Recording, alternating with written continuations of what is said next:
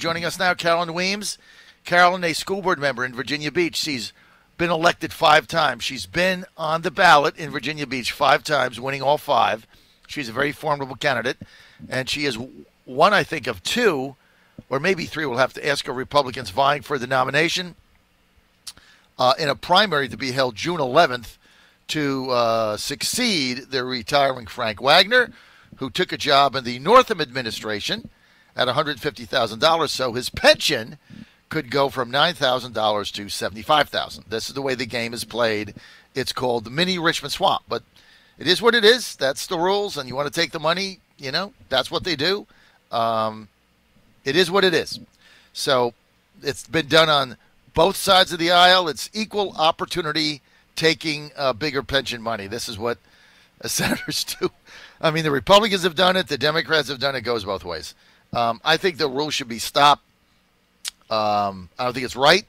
But right now, until somebody changes it, that's what it is. And so Wagner gets a bigger pension. But here's the good news that gives an opportunity for Carolyn Weems to jump in here. Hey, Carolyn, good to have you with us.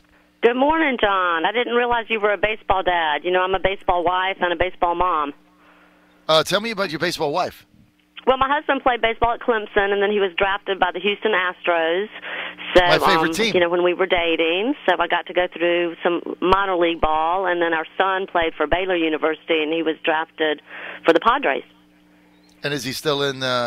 Is he still playing professional ball? No, he's not. He played.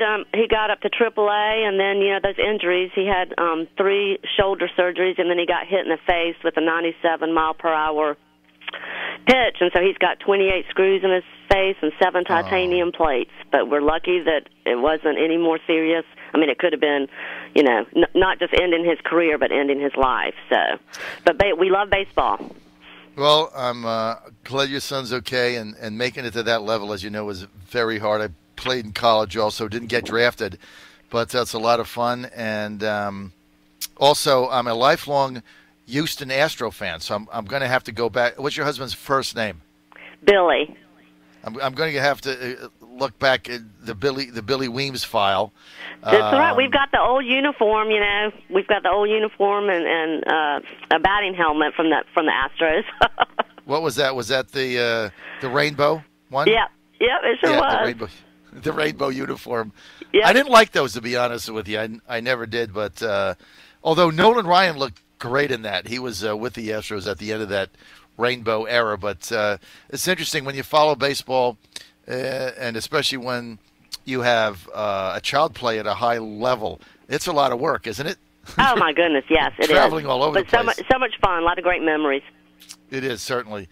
Carolyn, I want to get to opioids, and I know you've had a tragedy in your family. We ran out of time the other day, and I kind of felt bad about that. I couldn't get your story out. That's why I appreciate you coming back on today. But let's start, if we can, with one other issue that is going to come up if you win to the 2020 General Assembly, and that's going to be the Equal Rights Amendment. As you know, there was a major battle for that this year. It didn't pass the House by 1 vote, although it did pass the Senate, and it got out of committee. So if you were in the Senate, that is going to come up again, the ERA in Virginia. Do you have a position on that? Well, I think our position is pretty obvious. We have equal rights. We have equal rights in Virginia. I mean, look who's running for Senate. We've got 5 females, John. 5 of us are running for Frank Wagner's seat. So I think it's just a political pop-up that's, you know, trying to be divisive and make people say things that, you know, that they're going to get attacked for later. But we have equal rights here, and so I'm glad about that. So it's not really an issue here. So if it comes up again, Carolyn, would you vote for it or against it? Actually, I have a meeting with some folks, a foundation group that I'm going to speak with. I've got meetings, again, to find out information. You know, John, I'm not going to commit to stuff when I don't have all the information, but I think how it's worded, it's very simplistic. And I don't have a problem with that as long as it doesn't have unintended consequences. But like I said, you know, it's pretty obvious that we do have equal rights here.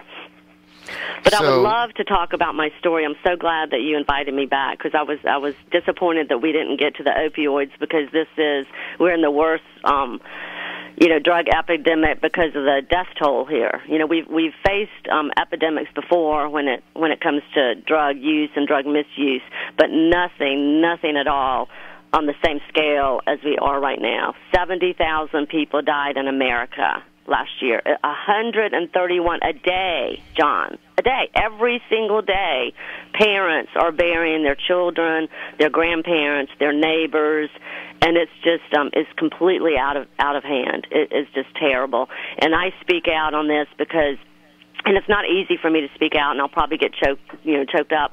But our 21-year-old daughter died because she was addicted to painkillers prescribed by doctors, and it's happening all the time. I just got a call this weekend. A parent tried to get their son help in Chesapeake. They were turned away and said to come back. The child didn't make it through the weekend. I got a call yesterday from another senator in another state. Daughter, heroin addict. I mean, we have got to do something about it, so that's why I have formed my nonprofit, Caitlin's Halo, and I'm working in Richmond and working locally to really try to get a handle on this terrible, terrible disease. Tell us what happened to your daughter.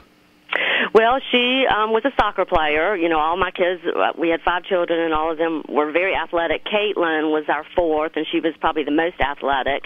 And in 8th or 9th grade, she was playing soccer and volleyball, and her back started hurting, so we took her to the orthopedic, and they said that she had a back of like an 80 or 90-year-old man. She was just born with a disc issue. They wouldn't do surgery. Surgery was not an option. So we went through physical therapy. She quit playing sports for a while, steroid injections. We flew her down to Baylor for a reflexologist, and just nothing helped.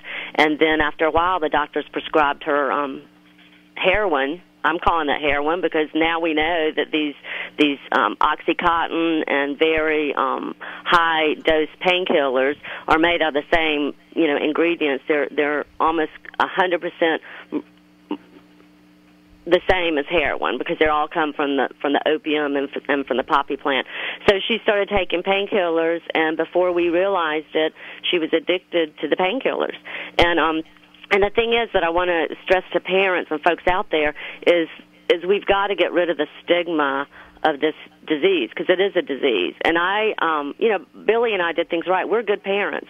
We did things with our kids. We were active in church. We took them to all their sports activities. We played with them. We had the drinking and driving talk. We had the sex talk. I never had the heroin talk because it wasn't going to enter my family. That wasn't us. And you've got to talk to your children now when they're in 5th and 6th grade now about pills, prescription pills, heroin, and all that. So she got heavily addicted. We tried our best to get her help, and that's an area that we're woefully inadequate here in Virginia about true health. I can tell you horror stories about taking her in, and they turned me away. One story was the hospital, and she had not taken any pills for 3 days, and they said, when's the last time you took anything, Caitlin? And she said 3 days ago, and they turned us away because they said she wasn't a current drug user. And this is after she's been addicted for years and has actually been to that same hospital several times.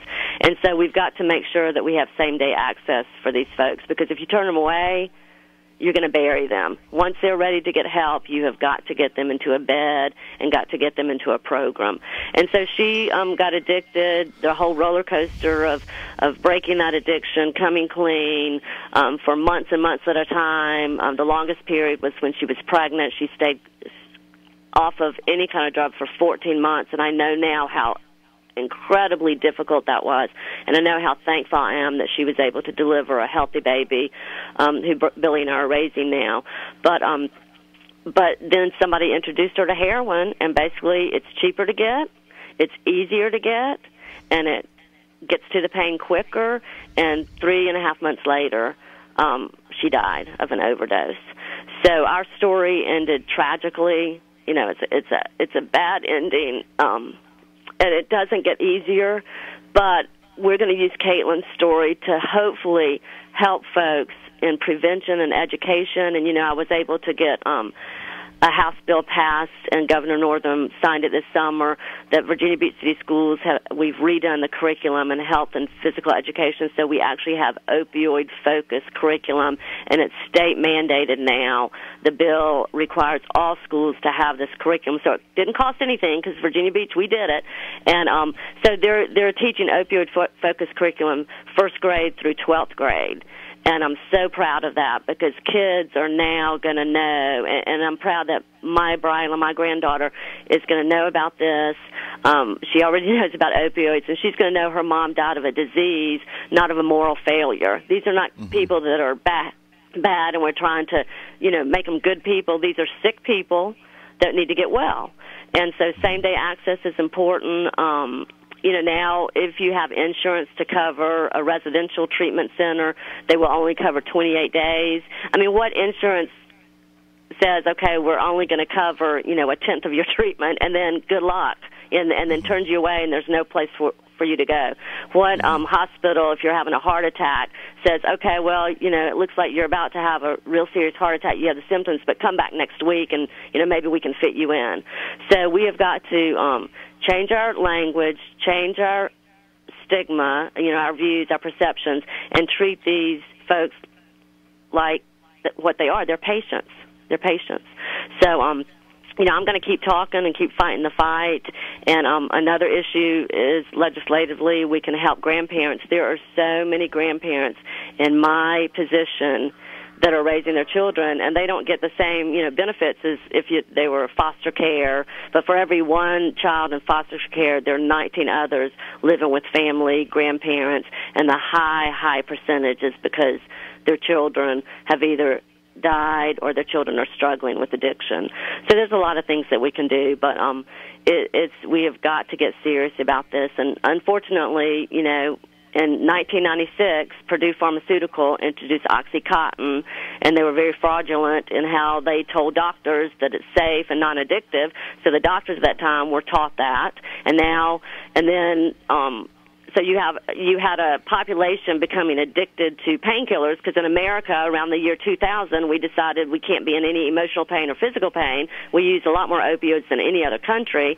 And then in 2010 when the heroin pushers came, they had just a great clientele because they were dealing with a population who were already addicted to painkillers. So it was the perfect storm. And now we're having to backpedal. And I'm so thankful that doctors are getting training. We've done the prescription monitoring program. We're doing, like I said, more training and holistic training at medical schools. So there's a lot, there is hope. I don't want to sound like there's no hope because we are doing a lot, but we've got a long way to go because this problem has been going on since 1996. So we've got a lot of things that we can do to try to help folks out there so that you don't have to, there's nothing harder than to bury a child. And, I live with it every day. But she inspires me because she was such a good person that had a great heart, and she was kind and funny. And, but, we miss her every day. But her legacy is going to be that we're going to help folks. We're going to help folks, and we're going to erase the stigma. That's the first and big hurdle that we have to overcome. Carolyn, I'm really sorry for your loss and for your family. I can feel it here on the other end of the radio line, and I appreciate your sharing that. So basically, I've only got a minute, but basically here is the OxyContin opioids prescribed as painkillers and taken on a consistent basis is the genesis here for the addiction. That then when they can't get those and they're addicted to it, that then leads to heroin because that's readily available and cheaper in the market. And of course that leads and to 80% of heroin users started with pills. I mean, it's such the correlation is extremely high. I'm not saying my mission is not to do away with painkillers. My mission is when you go in the hospital for a kidney stone, like I did a few weeks ago, I shouldn't come out of there with 60 Percocet. I should maybe come out of there with 2 or 3 days worth. And I have seen an improvement on that. So I'm very, doctors are listening, they're paying attention. So, so we've got a lot of work to do, but I'm excited to take it, my passion and my knowledge about this horrible disease at the state level, and we'll continue fighting with Caitlin's Halo, helping addicts and their loved ones. All right, Carolyn Weems, so it sounds like that if you got to the state Senate that you would attempt to craft legislation that would limit the ability for these drugs to be sold that would lead to addiction. Is that my understanding? Yeah, and we've already done some of that. Like, you're only supposed to give so many days' worth. It's just not consistent. But we definitely need, and then we definitely need same-day access.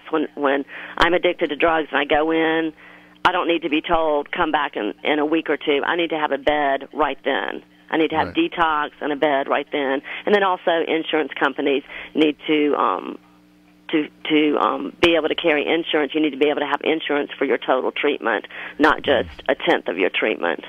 Mm-hmm. And then, of course, like I said, the grandparents and the benefits for kinship care for all these children, because it's got a rippling, effect. I mean, a lot of our children, Caitlin's Halo is actually giving scholarships to high school seniors this year who live in situations where their parents or they have gone through substance abuse, because every time I get to talk to a high school, I have 3 or 4 kids come up and say, my mom is addicted to painkillers, my dad is addicted to heroin. And so I know how hard that is for the family. It's a family disease, so we're actually giving scholarships out. This spring will be the first time that we'll do that, so I'm excited about that. All right, I got to roll. I'm out of time. I want to thank Carolyn Weems for being with us. Carolyn, people want more information on your candidacy for state Senate. Where do they go? Well, I'm putting up my website this week, and so I will blast that out. It's going to be Carolyn Weems for Senate, and hopefully it'll be up and running Wednesday. And then they can also go for the opioid, Caitlin's Halo, HALO.org. It's our website. Thank you. Carolyn, thanks for being with us. Thank you, John. I appreciate it.